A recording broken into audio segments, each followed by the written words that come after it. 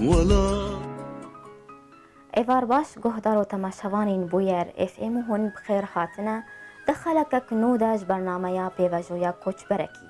گو ام سرپیهاتی چیروکا کوچبرکی سرکفتی ناس بکن.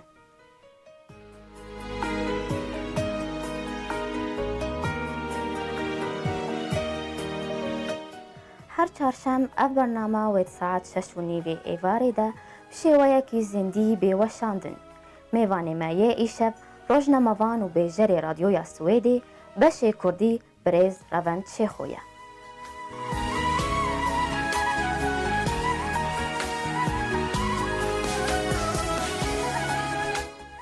دسەریدا ئەم دڕیاوێ پارچەیە ڤیدیۆیەدا ناسنامە ڕەڤەند شێخۆ ناس بکەن.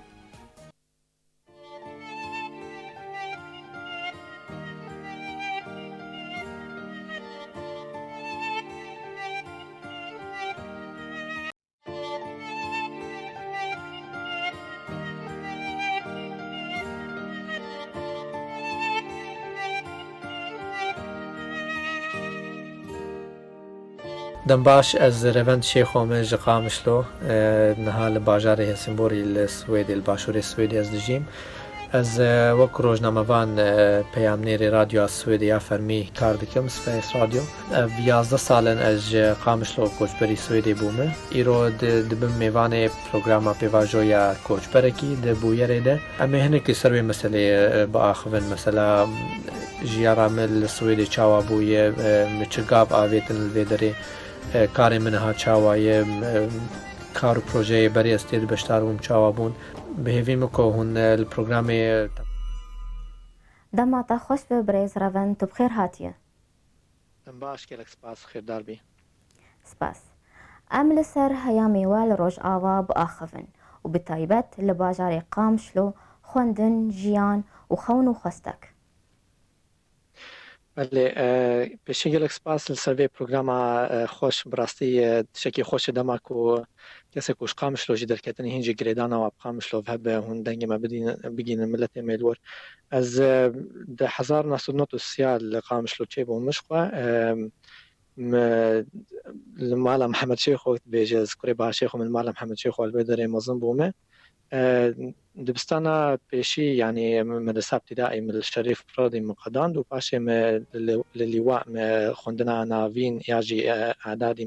تەمام کرد. di 15 saliya xwe de me neh dest bi lîseyê kirbû خوێندنا ثانوî me feslek qedand û paşê ji xwe em koçberî Swêdê bûn. Bavê me berî wê bi 3-4 sala derketibû Swêdê heta ev proseya penaberiya heta ku tedî îqame stand û tişmiştê wisa yanî gelek sal derbas bûn lê paşê di dawî de em gihîştin Swêdê. Xwendina me ji xwe wekû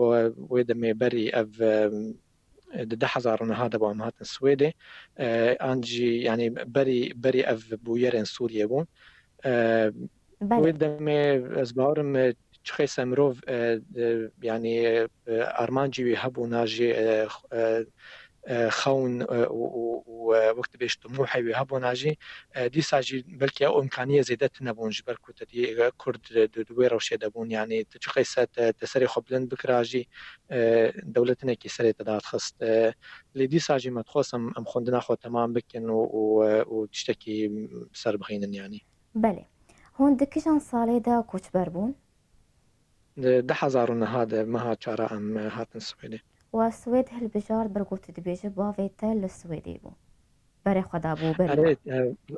rast erê ew pêşî hat Swêdê tedî wek min got heta ku ew proseya penaberiya heta ku heqê îqamê stand û heta ku em jî gihiştin vir yanî ew 4 sal teqrîba 4 sala derbas bûn. بله. دەستپێکا te و malbatê li Swêdê gavên yekem xwestekên we li wî welatî çi bû؟ Ya Swêd naskirî welatekî li cîhanê ku gelekî giraniyê dide şexs ferd yanî kes ew tedî tiştê kolektîv li vê derê gelekî lawazin dewlet gelekî xurt e ji bo wilo jî yanî nehewciyê ku کس یعنی وقت بیج اعتماد خو یاجی پیش خو باوی سر کلکتیو که مزن یاجی جواتا که هف گریدای جا افتشتایا گلکی جبوم لبرچاو بو يعني لي هلبت ج بندستيه كي جلكي حشك ام هاتن ولاتكي جلكي آزاد آزادی الدرجات که کو براستی هنجارا شوک بمرور چید بو صدمه بمرور چید بو لیه هلبت دی ساجی مدفج خونی خبر ندا خوندنا خود وی از تمام بکن وی از د جواکا ورد بیم گنجاندن دوی از جواکا ور فهم بکم و از اوجی هدی از بو ازوانجی بخو بدن فهم کرن يعني بله اجازه دي مخندنا خوي لسه تمام كر الفر و باشم صالح حقوق ناصيل زانينغا ستوكهولم يخون باش جي درفتا كار لراديو بشيل بله لبشه كردي دسم كر بله برز و رافن بلگو ام بین سرخواندناتا و کارت الرادیوی السویدی لیت خوازن دی پرسیجی بکم گلو هنیزی موزیک سترانی دبن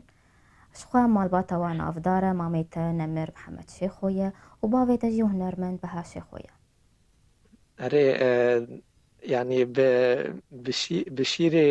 بشيرة كو أول مبخار بويرجي موسيقى بوتسانة بله هلبت مالباتا كولو ده مروف نكار دفج يعني مروف نكار دفج دورج موسيقى كذا برايمني مظن إبراهيم شيخ خوشخوا أو إيرو كومبونيست مؤلفة كي برجيهاتية ويقلك السرم يعني هنا السرم وصية براستيكو أجي فري موسيقى ببم از 5-6 سالی بوم ابراهیم اسفری بسقی کرم و پاشی تدی یعنی بستران بیجیه بجناندنا موزیک بسقی عوده حتى أنا هاجي عودة من المالي هي ودما وأزبالة دمم از شخور نفسات كل سر دجنم لي أو تبيج أواي بروفيسيونيل ياجي أكاديمي من نداد وبراستي جبركو يعني تدي حركس و حركس ومجالك يشخر بله هالدجيرة إبراهيم أفتشتايا يعني جيانا خبي موزيكي نكار ببينه ليه مش بوم از دبینم کو گلک مجال دنجی هنه ایجا موزیک جمر بوی وقت چاوت بیج مدیتاسیون يعني بو جمر بوی وقت شکی از بهنا خب افردکم از نخوازم تکم يعني تدیج برگ ایرو سوكا موزيكا كرديجي براستي جلكي زحمة يك دوي جلك قرباني عبده او قرباني هلبت هجان وكمرو دبر موزيكا كردي وكولتورا كردي ربده اللي از بينم كو كسي موزيكي هن وام جي از كاري خود چالاك بله گلکی باشه ام بین لسر دسپیکات السویدی والسویدی چه خوندن بجارد برگفت شو تبالي خدا سويدي تمنيتا 15 سالي بو اري از راست از 15 سالي بوم وقت مقوت مليسية مقدان دخندنا ثانوي اجات دي الجمع السوري اف يعني تشاوت بيجم مواد اي زانستي اي علمي جلكي الجمع خردفون او جبركو مواد اي جواك ناسية هنكي لاواز منتدي يعني يعني شاواز بيجم جراني سرتنا بوجبولوجي دما از هات مسويدة هين او منتاليته هين او فكرة سري مدبوكو از السر مثلا يعني زانستية تشتي علمي از جرانية بدم سر بله لي باشي از هات مديدكو يك دكاره تأثير خو باندورا خوجي د جواكي بك بريا اف يعني مجال اي جواك ناسية دجي جبولو محقق ناسي مثال خوند لستوكهولمي باشي يعني تديم او كاري راديو بدستخص وقت إذن هاجي از يعني نها أورجي از زمان ناسيا سويدية از دخوينم يعني بالديستانس وقت السر انترنت از دخوينم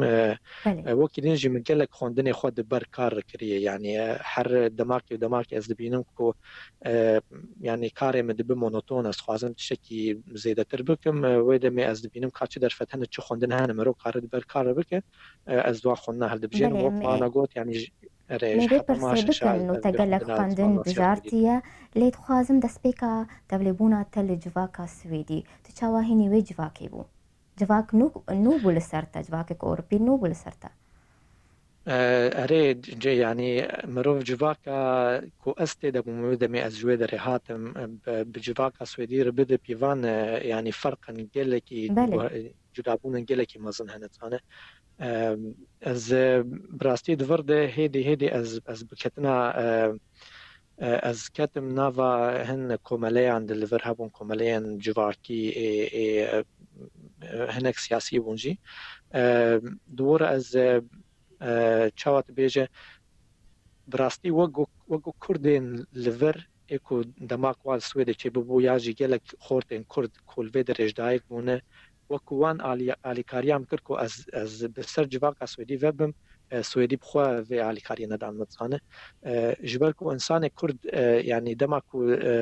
ناسنامه یاوی دقات بیاجی دوبل به جمج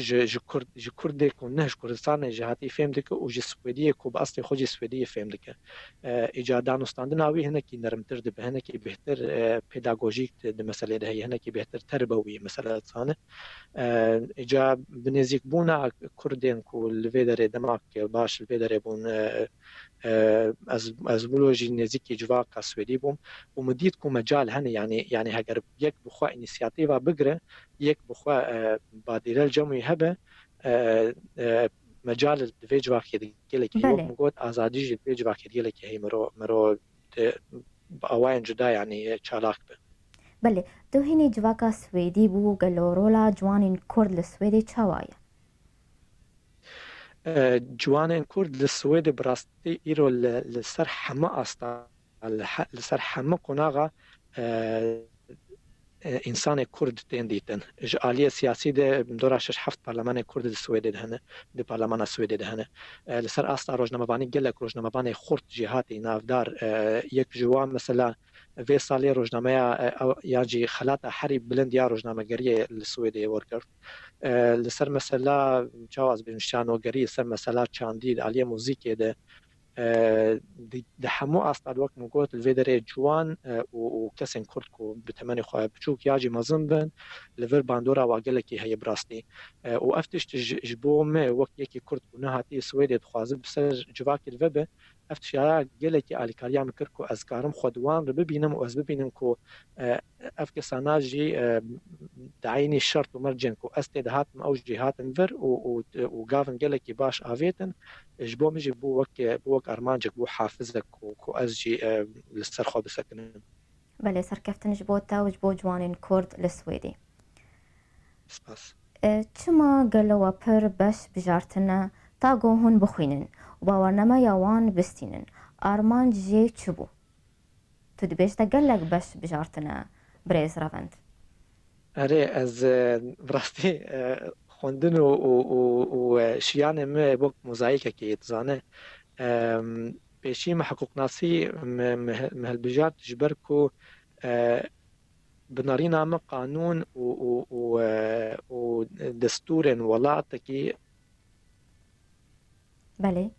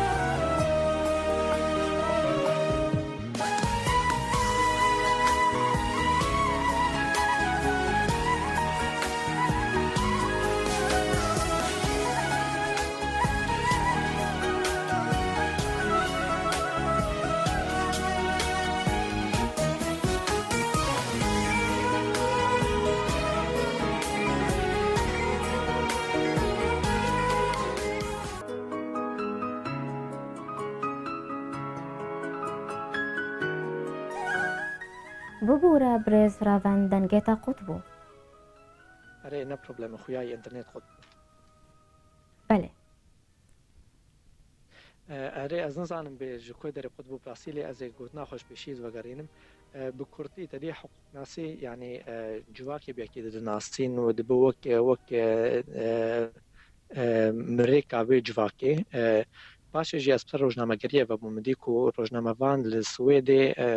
يعني هزك باش دستیود هي دکاره راستی بده خوندوان و گهدارا يعني وكي دنجي يعني بناري نامه انسان تجاري گرک خونه بینکو او کوی خوندنه کریه و نما کاره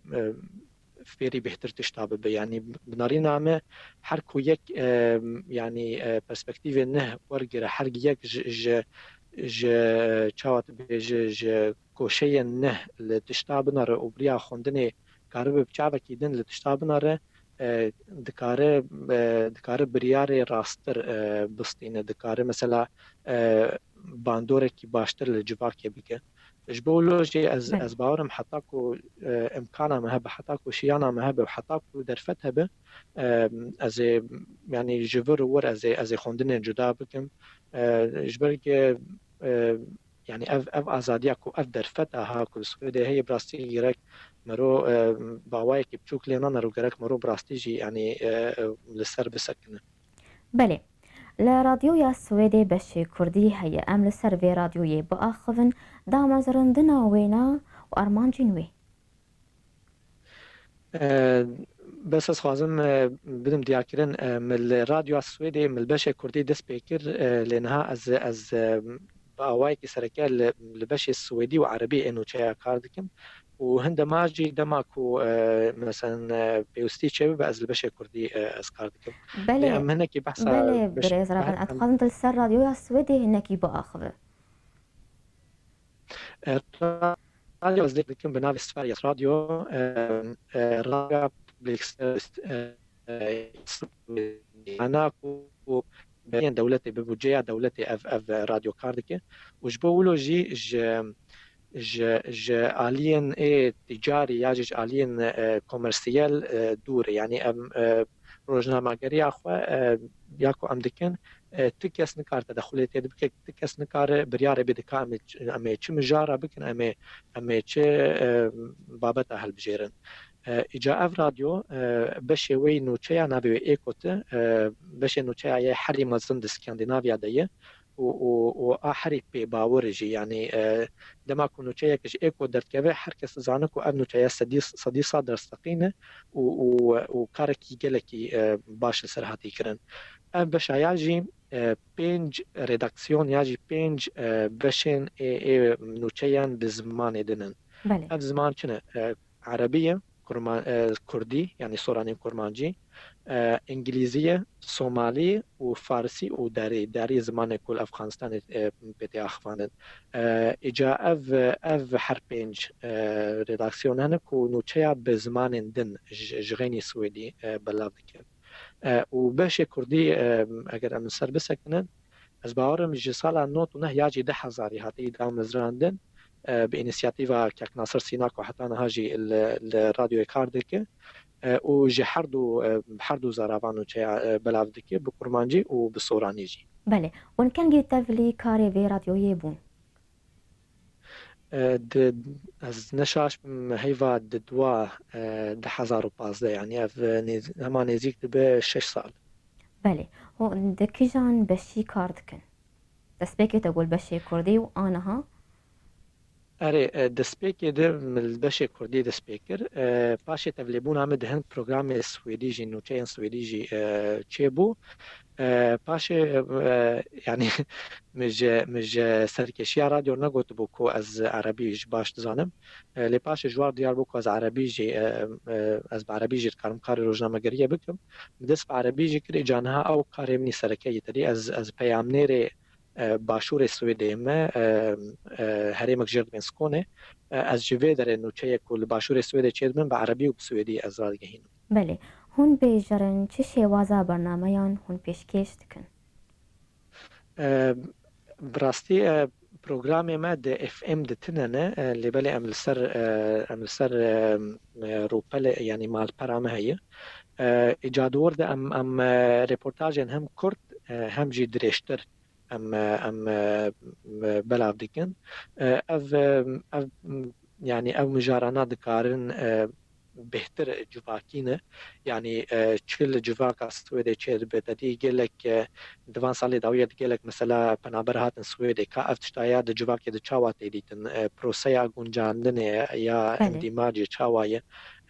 چه زحمتی هنه چه تشتی باشی تنکرن پر اون يعني ودري هن تشتين كولتوريجي كارن چه ببن ام واجي بلا بله دکن پر باشه برێز ڕەڤەند ئەمەی ناوبەرەکەی کورت بستین بەگەرن پرسیخوا.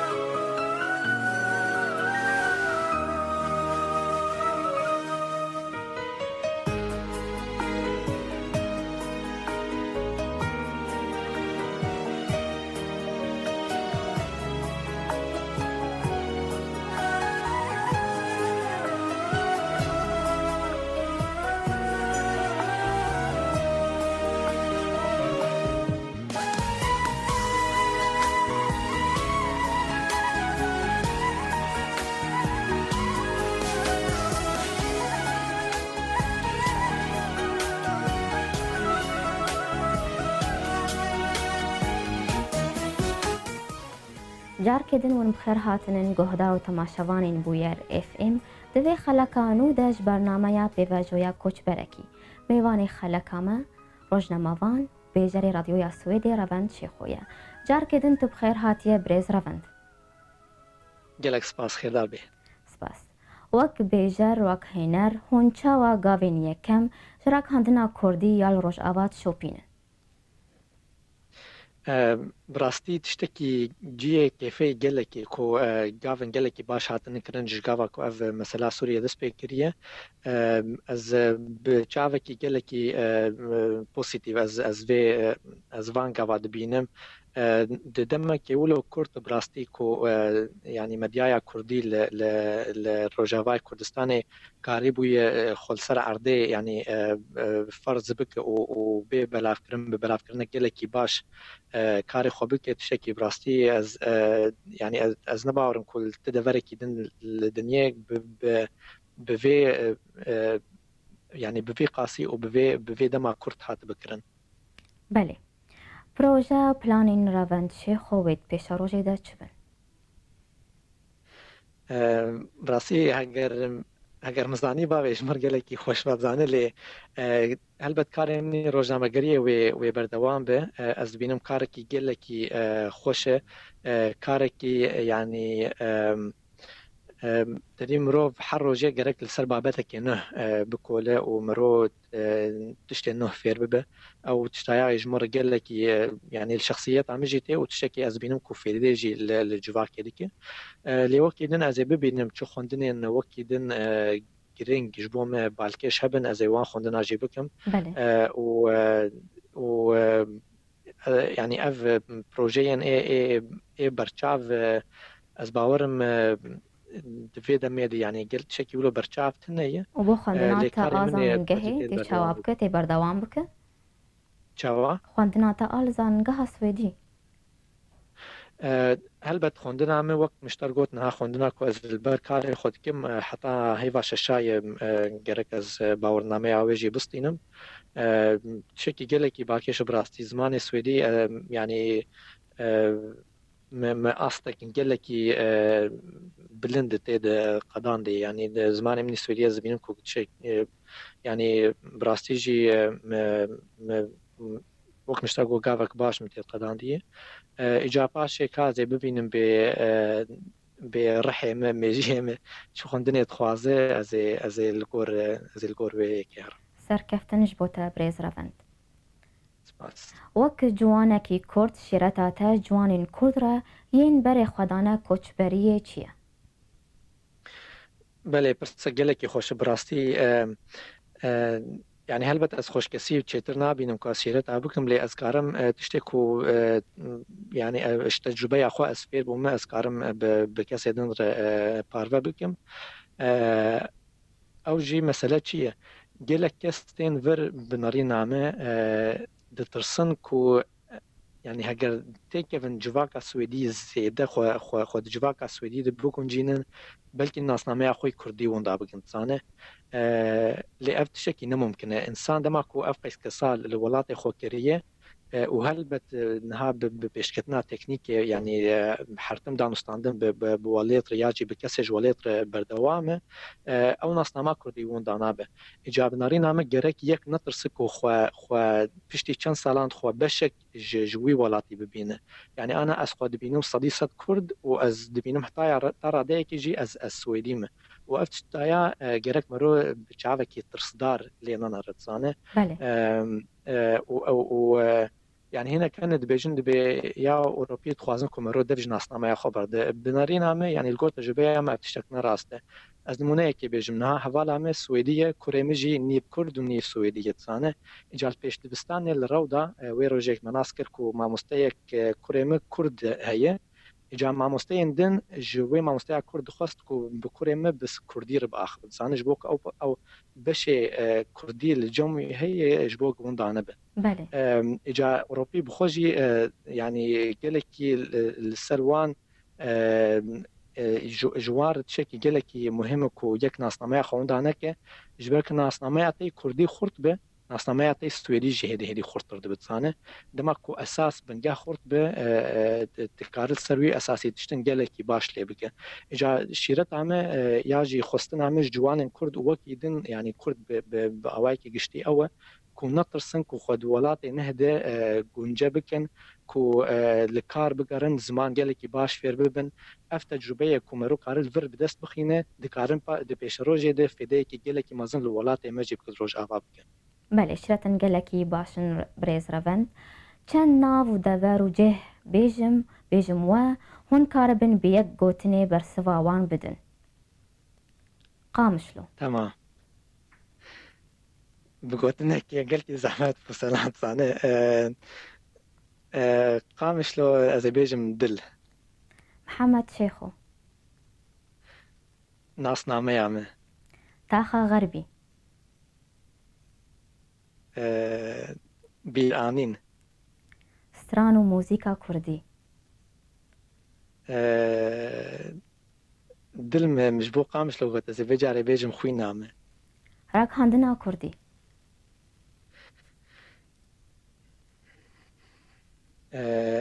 زاروكك بچوك لزيرك بله ام هاتن داویا خلکا خو بريز روند پیاما روند شیخو چیه پیامامه او کو از براستی ج از به جوان کرد گلکی سربلند مهیویه مگلکی مازن هنجن جوان کرد چل والد به چجی الوربه از دبینم کل ورجی چالاکیا جوان کرد گلکی خورت و از بهوی مکو افتش بردوام به زحمتی جیان دکو ریل البروان نگره و کو وقتی خو اصل خو جبیر نکن يعني اف تجربه یا کول ویدر بدست خینن کو ولاتي خوجي جي ببار نهيلن و داويه دزكلكي وقت دسبيك جي قلت لك سباسيات كم سر في هفينا خوش و كنت در فدام كونكي باوايكي ن دايركت از خلقي قامش لور بهم كريدان جالك سباس لور جالك سباس بوتا بريز روند کو ایروت بو میوانی ما سرکفتنش بوتا تخوازمش بو کاریتا و جیانك خوش بوتا سپاس جالك سپاس سلام ام به ویرانگی هاتن داویا خلکا خوام بهیوین و دمک خوش مردر باز کرن سپاسیا هر کسی گل ما گهدار کرم ما تماشا کر سپاسیا میوانی خود کم روزنامه‌وان و بیجری رادیوی سوئدی روند شیخو حیا دمکدن چارشمکدن بمینن کیف و خوشی